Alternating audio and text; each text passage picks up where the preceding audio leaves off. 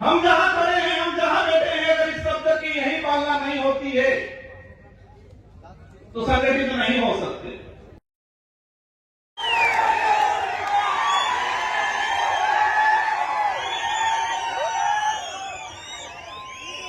आपका नंबर कब आ रहा है? मैं मन ही मन हंस रहा था कि देश की संसद में रात की 1:30 बजे तक बैठता हूं हमारे आदिवासी भाइयों की आवाज उठाने के लिए, तो यहां पर मुझे 5 बजे तक बैठने में कोई दिक्कत नहीं है। लेकिन आज भारत देश के अंदर पिछले 1.5 साल में 300 से 400 आदिवासी नक्सलाइट के नाम से मारे गए, इसमें किसी ने संज्ञान क्यों नहीं लिया? इसमें यहां पर भी बात नहीं हो रही है। हम कह रहे हैं एक तीर एक कमान, तो क्या छत्तीसगढ़, झारखंड, उड़ीसा वाले आदिवासी एक तीर एक कमान के अंदर नहीं आते? जब हल्दीघाटी का युद्ध हुआ था महाराणा प्रताप और अकबर की सेना के बीच में, वो समय महाराणा प्रताप हार गए थे।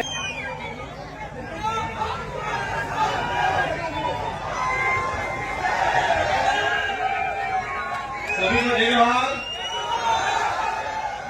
थकान तो नहीं हुई है? पक्का कोई नहीं थका है? बीच में से आवाज आ रही थी कि राष्ट्रवादी तुम संघर्ष करो, हम तुम्हारे साथ हैं। मेरी बात शुरू करूं। मैं जिस दिन से पैदा हुआ हूं और समझदार हुआ उस दिन से खुद के लिए, परिवार के लिए और कॉलेज राजनीति में आने के बाद समाज के लिए संघर्ष करता आ रहा हूं। और जब तक ये सांसें रहेगी, ये संघर्ष जारी रहेगा और आप जैसे साथियों का विश्वास, आप जैसे साथियों का जो हमारे प्रति आशा उम्मीद है, ये उम्मीद और आशा विश्वास मुझे और मेरे जैसे साथियों को और ताकतवर बनाने का काम करेगी। मैं इस कार्यक्रम को सफल बनाने के लिए कई दिनों से इस पंडाल को, इस जगह को व्यवस्थित बनाने वाले और इस पंडाल में बैठने की व्यवस्था करने वाले वॉलंटियर साथी, गाड़ियों की पार्किंग की व्यवस्था करने वाले वॉलंटियर साथी, इस आयोजन को दिल से सच्ची नीति के साथ सफल बनाने वाले सभी साथियों को धन्यवाद देना चाहूंगा। 33वें आदिवासी सांस्कृतिक महासम्मेलन, इस सम्मेलन में पूरे देश के आदिवासी समुदाय इस पंडाल में विराजमान है और सुबह से लगा के अनेक सोपानों के अंदर कार्यक्रम सफल हुए।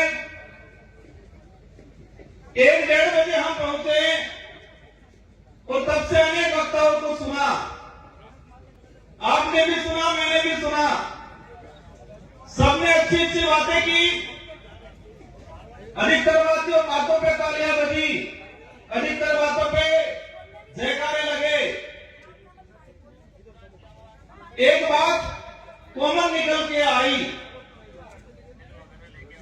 कि हमें संघर्ष करना है। सभी वक्ताओं की तरफ से जो बात आई उसमें एक कॉमन निकल के आई कि हमें संघर्ष करना है। और यह संघर्ष किस लिए करना है? अपने समाज के हक अधिकारों के लिए करना है, जल जंगल जमीन बचाने के लिए करना है। और फिर बात आई कि संघर्ष कैसे करेंगे? तो एकजुट होंगे तो संघर्ष होगा, ये बात आई। फिर नारे लगे, एक तीर एक कमान, आदिवासी एक समान।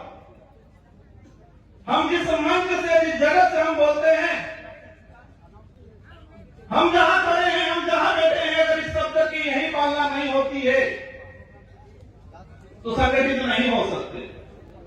और संगठित नहीं हो सकते तो हम संघर्ष नहीं कर सकते हमारे हक अधिकारों के लिए। साथियों, इस देश के अंदर 2011 की जनगणना के हिसाब से 140 करोड़ के आसपास पॉपुलेशन है और इसमें आदिवासी की बात आती है 10 करोड़ 43 लाख आदिवासी समुदाय जो रिकॉर्ड ली है। 3 से 4 करोड़ आदिवासी अपने कागजी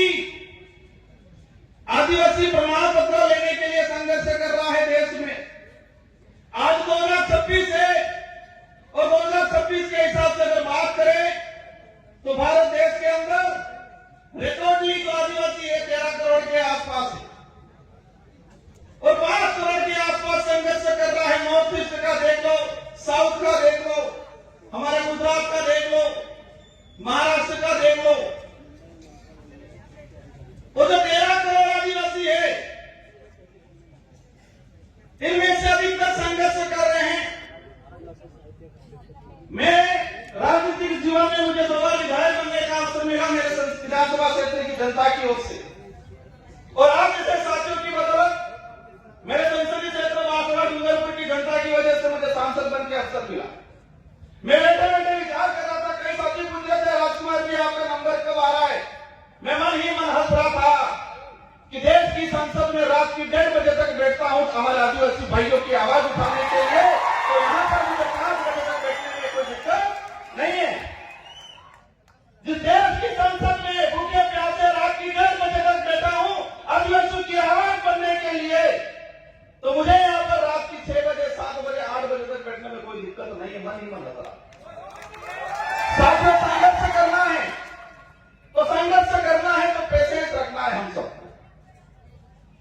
मैं बात कर रहा था 13 करोड़ के आसपास आदिवासी है इस देश के अंदर रिकॉर्डली।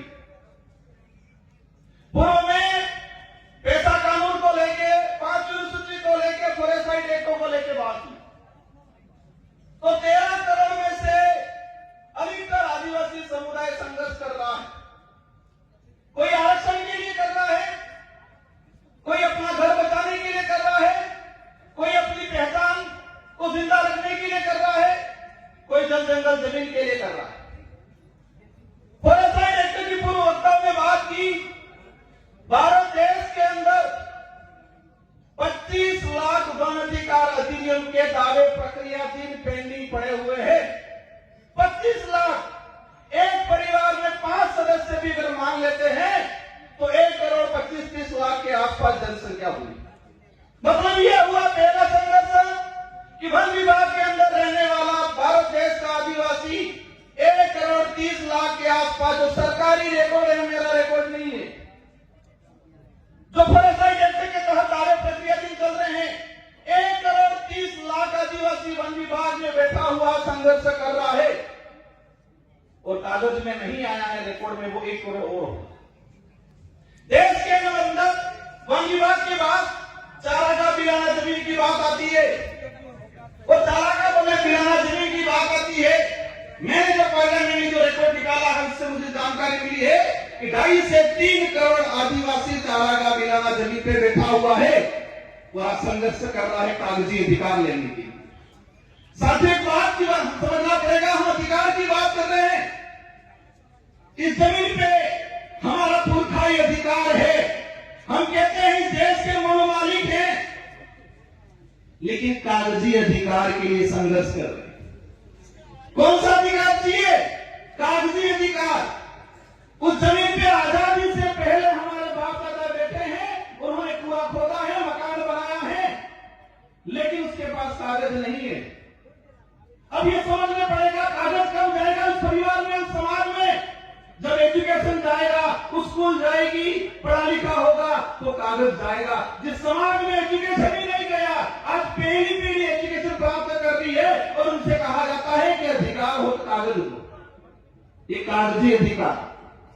हम प्रयास करेंगे, देश के अंदर अनेक शोध संस्थाएं, इसरो है, बड़े बड़े सैटेलाइट लगे हुए हैं, उन सैटेलाइटों से पता क्यों नहीं लग रहा है कि आदिवासी कब से बैठा हुआ है उस धरती पे, उससे कागज क्यों मांगा जा रहा है? सबको गुमराह करने का तरीका है, बिजी रखने का तरीका है। सैटेलाइटों से छोटी छोटी चीजें कवर हो रही है और उस पर भी मैंने जाने का काम किया, लेकिन ये सैटेलाइट और ये सरकार, हमारे पूर्व जनजाति आयोग के अध्यक्ष जी ने कहा कि 2005 से पहला बैठा हुआ हर आदिवासी को पट्टा मिलना चाहिए, लेकिन सरकार क्या कह रही है? सैटेलाइट से देखेंगे, जिसका मकान है उसको देंगे, और हमारा मकान क्या छत वाला रहता है कि झोपड़ी वाला रहता है? ये सैटेलाइट, ये सरकार है, झोपड़ी वाला जो मकान है हमारा, केलूपोस मकान है, जो हमारा कुआं है, उसको मकान नहीं मान रही है। जो 4 दीवारी बनी हुई है, जिसकी छत लगी हुई है, उसी को मकान मान रहे हैं। अगर इस स्थिति में हमारे अध्यक्ष जी कह के जाते हैं कि हमें मिलेगा पट्टा, आज देश के अंदर जो स्थिति, इसके अलावा क्या बचे? इनसे ज्यादा तो लड़ रहे घरों में, पार्टियों में। कोई हिंदू बन गया, कोई ईसाई बन गया, कोई बौद्ध बन गया, कोई जैन बन गया, कोई मुस्लिम बन गया। पूरे वक्ता ने कहा था कि आपस में ही लड़ रहे हैं, और मेरा जैसे आकलन है, अगर हम नहीं समझे तो ये लड़ाई और तेज होने वाली है। जिस तरह मणिपुर में हुआ इसी तरह छत्तीसगढ़ में हुआ। आज एक चीज हमने देखी, देश के अंदर छोटी सी कुछ घटना हो जाती है, हाहाकार मच जाता है, मीडिया हो, सरकार हो, न्यायालय हो, कोर्ट हो, संज्ञान ले लेती है। लेकिन आज भारत देश के अंदर पिछले 1.5 साल में 300 से 400 आदिवासी नक्सलाइट के नाम से मारे गए। इसमें किसी ने संज्ञान क्यों नहीं लिया? इसमें यहां पर भी बात नहीं हो रही है। हम कह रहे हैं एक तीर एक कमान, तो क्या छत्तीसगढ़, झारखंड, उड़ीसा वाले आदिवासी एक तीर एक कमान के अंदर नहीं आते? सलमा जुडो चला 2005 से 2008 तक छत्तीसगढ़, झारखंड के अंदर। मैंने पार्लियामेंट में क्वेश्चन लगाया, सरकार को पूछा कि सलमा जुडो चला अभियान, कितने आदिवासी मरे? सरकार के लिए हमारे पास कोई फेक का आंकड़ा नहीं है।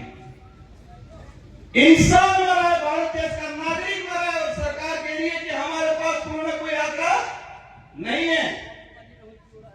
हजारों बहन बेटियों के साथ बलात्कार हुए थे सलमा जुडो में। उस समय भी अभियान नहीं चला था नक्सली उन्मूलन। आज भी अभियान चलाया जा रहा है नक्सली उन्मूलन। अगर नक्सली उन्मूलन होना था 2005 से 8 तक सलमा जुडो चला, तब क्यों नहीं हुआ? आज अभी चला। मैंने देश के गृह मंत्री जी से भी ये सवाल लगाया, पूछा है कि जिस आदिवासी 14 साल की बच्ची को हाथ में हथियार मिला है, क्या वो पैदा होने से पहले ही हथियार लेके आई थी? क्या 14 साल 15 साल की बच्ची, वो चाइना के हथियार हैं। आप सभी न्यूज चैनल में देख रहे होंगे, जो हथियार आदिवासियों से बराबर हो रहा है, क्या वो आदिवासी चाइना जाके हथियार लेने गया? उन आदिवासियों को हथियार पकड़ाने वाले कौन उद्योगपति है, कौन राजनेता है? जब तक इनका खुलासा नहीं होगा, आदिवासी इधर भी रहेगा, फौज में भी आदिवासी, उधर भी आदिवासी। मर कौन रहा है? आदिवासी बन रहा है। आदिवासी नहीं होगी देश का किसान कौन का, गरीब कौन का आदमी मर रहा है, वो भी फौज में कौन जाएगा? क्या उद्योगपति अदानी अंबानी का देखा जाएगा फौज में? आज देश के अंदर हजारों हेक्टर, लाखों हेक्टर जमीन पिछले 5 सालों के अंदर लीज पे दिए फॉरेस्ट। एक चीज देखा, मेरे अंदर भी पहले डर था, जो कोई कार्यक्रम कराते हैं उनका भी डर रहता है कि कोई कुछ बोल नहीं दे, पीछे हमारा को पुलिस पूछेगी। डर से लड़ाई नहीं लड़ी गई। डरोगे तो मरोगे। हम सच्चाई के लिए लड़ रहे हैं तो लड़ना पड़ेगा। अगर हम जो बात बोल रहे हैं, सरकार लिख के दे रही, ये गलत है। जो बात हम पार्लियामेंट में बोल सकते हैं, वो बात इस मंचों से भी होनी चाहिए आप लोगों के साथ। मैंने कहा था मुझे बारी नहीं मिलेगी, चलेगा। मैंने यह भी कहा था कि मुझे नहीं बोलना, मैं सुनना चाहता हूं। साथियों, मैं पिछले सम्मेलन आयोजन कमेटी का सम्मान करता हूं सभी का। मैंने पिछली बार तो क्या कहा था कि हम जो हर साल आयोजन करते हैं, जितने जो वक्ता अपनी बात रखते हैं, एक मेमोरेंडम बनाए, प्रस्ताव बनाए, और वही डेलीगेशन राष्ट्रपति से मिले, प्रधानमंत्री से मिले, सारे राज्यों के मुख्यमंत्री से मिले। ये करना पड़ेगा। बाकी हम सांसद बन जाएंगे, विधायक बन जाएंगे, इनमें से लेके फिर जो जिनके मंशा है वो बन जाएंगे, होना कुछ नहीं। देश के अंदर 47 आदिवासी सांसद आते हैं। मेसा कानून 2.5 से 3 करोड़ आदिवासी नगर निकाय, नगर पालिका क्षेत्र के अंदर आज अतिक्रमणकारी के रूप में इसकी पहचान की जा रही है। 2.5 से 3 करोड़ आदिवासी म्युनिसिपल एक शेड्यूल्ड एरिया के अंदर स्पष्ट कहा गया है। और इसका मैंने पार्लियामेंट 2001 से, साथियों एक बात का जानना आज कि देश की संसद को भी देखा है, राजस्थान की विधानसभा को भी देखा है, लेकिन हर कानून आता है जिस बजट सत्र में आता है उसी बजट सत्र में पास हो जाता है। लेकिन आदिवासियों के कानून 25-30 साल हो गए, 25-25 साल हो गए संसद में आने के बावजूद भी रुके हुए। मेसा कानून 2000 में आया, 2003 में इसकी कमेटी की रिपोर्ट आ गई और आज तक पेंडिंग पड़ा हुआ है, क्योंकि वो आदिवासी के हित का था। मेसा कानून आता तो शहरीकरण के इलाके में जो आदिवासी रह रहा है उसको विशेष राइट मिलते, उसकी जमीन रिजर्व हो जाती। मैं समझता हूं समय काफी हो गया है। इस कार्यक्रम में हजारों किलोमीटर से दूर से आए लोग, कोई 300-400 किलोमीटर से दूर से आए, कोई गरीब अमीर परिवार वाला नहीं है इस पंडाल में। गरीब परिवार से आए हुए लोग, क्योंकि अमीर तो आरक्षण ले लिया, नेता बन गया, अधिकारी बन गया, अपनी मस्ती में आधुनिक सुख सुविधाओं को संभव करने में मस्त है।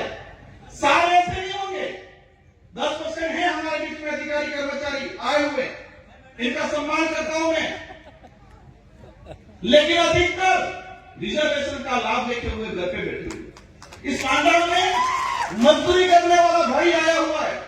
और ये बात भी समझना भाइयों, आजादी की लड़ाई देख लो, अंग्रेजों से लड़े हो, मुगलों से लड़े हो, राजा रजवाड़ा से लड़े हो, उनसे लड़ाई किसने लड़ी है? आदिवासी ने लड़ी है। और आदिवासी में भी किसने लड़ी है? जो गरीब था उसी ने लड़ी है भाइयों। बिरसा मुंडा को हम याद करते हैं, वो गरीब परिवार से थे। संविधान सभा में जयपाल सिंह मुंडा ने बात रखी थी। और एक बात सबको जानना पड़ेगा कि संविधान सभा में अगर जयपाल सिंह मुंडा नहीं होते, 1875 का जो अधिनियम है, जो हमारे प्रावधान थे, जो 1950 के संविधान के अंदर सम्मिलित नहीं होते, वो जयपाल सिंह मुंडा को आज हम भूलते जा रहे हैं। साथियों, बातें अनेक हैं, लेकिन मेरी 2 से 3 बातें आपसे अपील है। अभी तक सरकार के भरोसे मत रहिए, सरकार को मजबूर करिए कि वो हमारे भरोसे रहे। उल्टा करना है, हम सरकार के भरोसे नहीं, सरकार समय आने पर लोकतांत्रिक जो व्यवस्था है उस ढंग से बैठे, ये तय करना है। वो कैसे करना है आप समझ जाओ। और एक चीज देखी मैंने, 13 करोड़ के आसपास आदिवासी है, इसमें से 29 राज्य हैं, और 29 राज्य में सबसे ज्यादा आदिवासी की संख्या किस राज्य में है? सबसे ज्यादा आदिवासी संगठन किस राज्य में है? सबसे ज्यादा आदिवासी ST, reserve, MLA seat, MP seat किस राज्य में है? सबसे ज्यादा अत्याचार, भेदभाव, एट्रोसिटी, जल जंगल जमीन से उजाड़ा किस राज्य में हो रहा है? मैंने कुछ नहीं बोला है, आधों ने बोला है, आधे चुप है, कंफ्यूज है। वो आप सवाल ढूंढते रहना। और सबसे ज्यादा आदिवासी संगठन किस राज्य में बने हुए हैं? इस देश में एक ट्रेंड चल रहा है अभी, उस ट्रेंड को भी समझना है। ट्रेंड ये चल रहा है कि कोई सामाजिक घटना होती है, सामाजिक आंदोलन होता है, और वहां थोड़ा पढ़ा लिखा आदमी जाके तेज तर्रार भाषण दे देता है। अब भाषण दे देता है तो सबकी निगाहें उस व्यक्ति की तरफ होती है, तो वो लीडर बनता है। और जो लीडर बनता है तो मनुवादी सोच के बनी हुई पार्टियां उसका शिकार करती है। क्या करती है? शिकार करती है, फिर भागदौड़ करती है, और भागदौड़ में नहीं जमता है तो शिकार करती है। यह हो रहा है, मैं किस राज्य में, किस देश में, किस समाज में हो रही, लेकिन यही ट्रेंड चल रहा है कि कहीं सामाजिक एक्टिविटीज हुआ, कहीं एट्रोसिटी हुआ, कहीं जल जमीन की बात हुई, 50-100-500 लोग इकट्ठे हुए, 1-2 नेता जाएंगे और भाषण देंगे जोरदार, उनकी वैल्यू बढ़ेगी, और राष्ट्रीय पार्टियां बनी बनाई लीडर को खरीदने का काम करती है। अगर वो नहीं खरीदा जाएगा तो वो जेल की सलाखों के पीछे होगा। अब आपको तय करना है, ये बड़ी विडंबना है। कहोगे राजकुमार वो तो कह रहा ऐसा करना भी है, और फिर कह रहे ऐसा नहीं भी करना है। ये कंफ्यूजन है, ये बड़ी विडंबना है कि हमें सही व्यक्ति को, सही विचारधारा को कैसे चॉइस करना, ये आपको छोड़ के जाना चाह रहा हूं। हमें विवेकशील बनना है, सोचने समझने की शक्ति डेवलप करनी है। ये बात जरूर है कि आदिवासी समुदाय भोला है, लेकिन इस समुदाय को कुछ लोग इस भोलेपन का फायदा उठाते हैं। और अंतिम में एक बात कहना चाहूंगा कि मेरे लिए तब सुनोगे आप, मेरा साथ तब दोगे, मैं सही नीति पे चलूंगा, सही बात के लिए लड़ूंगा, मेरी कथनी और करनी में अंतर आएगा, उस दिन राजकुमार रोज की बीनी सुनी जाएगी। देश के अनेक संगठन हैं, आदिवासी एकता परिषद पे पूरे देश के आदिवासियों की निगाहें हैं। इस पंडाल में लाखों लोग हैं, लेकिन करोड़ों लोग यूट्यूब के माध्यम से घर बैठे हुए आदिवासी एकता परिषद के कार्यक्रम को आज देख रहे हैं। वो हमारा अध्ययन कर रहे हैं। मेरा अनुरोध है, इस छवि को बरकरार रखना, ये कारवा बढ़ना चाहिए।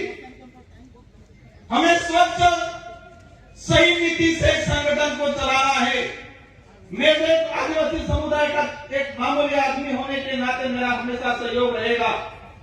विचारधारा उद्देश्य कुछ हो सकते हैं अलग, लेकिन आदिवासी समुदाय के हक अधिकार उनको एकजुट करने की बात आएगी, राजकुमार रोज खड़ा रहेगा। लेकिन मेरा हाथ जोड़ के अनुरोध है कि कथनी और करनी में अंतर मत आने देना, नीति सही रखना। अगर नीति में मेरी और कथनी करनी में मेरा उदाहरण ले लेता हूं, फर्क आ गया, समाज आज कारवा है, लेकिन नीति और करनी और कथनी में अंतर आ गया, पीछे कोई नहीं मिलेगा कुछ समय बाद। इस बात को ध्यान रखना चाहिए।